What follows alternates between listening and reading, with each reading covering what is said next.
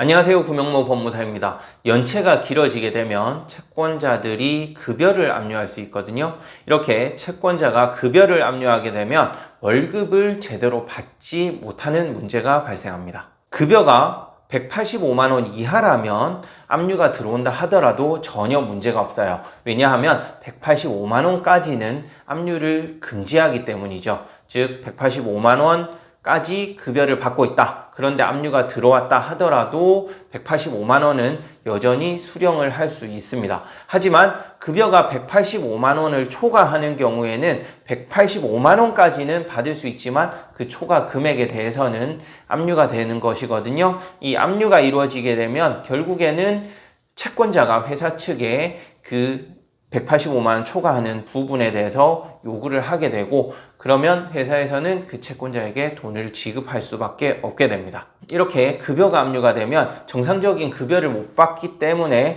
개인회생을 신청하는데 상당히 어려움이 있습니다. 왜냐하면 개인회생은 내가 벌어들이는 수입 중 일부를 생계비로 사용하고 나머지 남은 돈을 변제금으로 투입하는 그러한 제도잖아요. 하지만 급여 자체가 이미 압류가 되어서 정상적으로 받지 못하는 이상 변제금을 제대로 납부를 하지 못하는 문제가 발생할 수 있어요. 그래서 가급적이면 급여가 압류되기 전에 개인회생을 하는 게 좋다라고 항상 제가 설명드리는데요. 그 이유를 이번 시간에 자세하게 설명드리겠습니다. 연체 기간이 길어지게 되면 채권자도 가만히 있을 수만은 없죠. 따라서 압류 절차를 진행하게 되는데요. 대표적으로 급여 압류와 계좌 압류가 있습니다. 계좌 압류는 통장을 압류하는 거라서 통장을 못 쓰게 또는 통장에 있는 돈을 빼가버리는 거고요. 급여 압류의 경우에는 회사에 통지를 해서 그 회사에서 급여 자체가 나가지 못하도록 막는 거예요. 하지만 앞서 말씀드린 대로 185만 원은 받을 수 있다 그랬죠. 이 압류 절차가 계속 진행되는 이상 185만 원을 초과하는 부분은 계속 채권자가 가져가게 되거든요.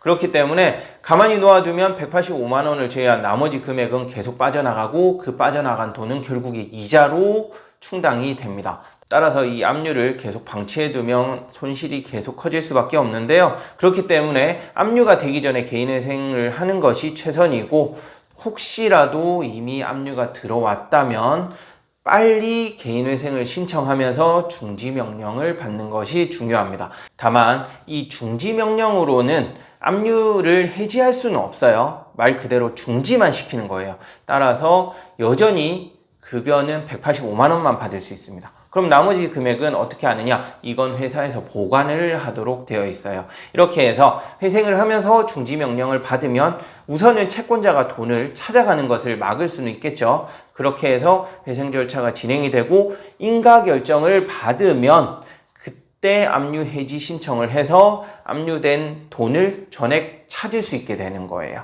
즉 인가결정 이후에는 압류 자체가 해지가 됩니다. 이렇게 해지를 해서 돈을 찾게 되고, 그 이후에는 정상적인 급여를 수령하고 변제금을 납부하는 것이죠. 이렇듯 연체 기간이 오래되어서 압류가 진행될 우려가 있다면 가급적이면 압류가 들어오기 전에 회생을 신청하는 것이 유리하고요. 혹시라도 이미 압류 신청이 들어와 버렸다, 그렇다 한다면 최대한 빨리 개인회생을 준비해서 중지명령을 받는 것이 유리하다고 하겠습니다. 네, 이번 시간에는 급여 압류가 있을 경우 어떤 식으로 대처를 해야 되는지에 대해서 설명드렸는데요. 이번 영상 보시고 또 궁금한 사항이 있으시면 위 번호로 언제든지 연락 주시기 바랍니다. 끝까지 시청해 주셔서 감사하고요. 구독, 신청, 좋아요도 꼭 부탁드리겠습니다. 고맙습니다.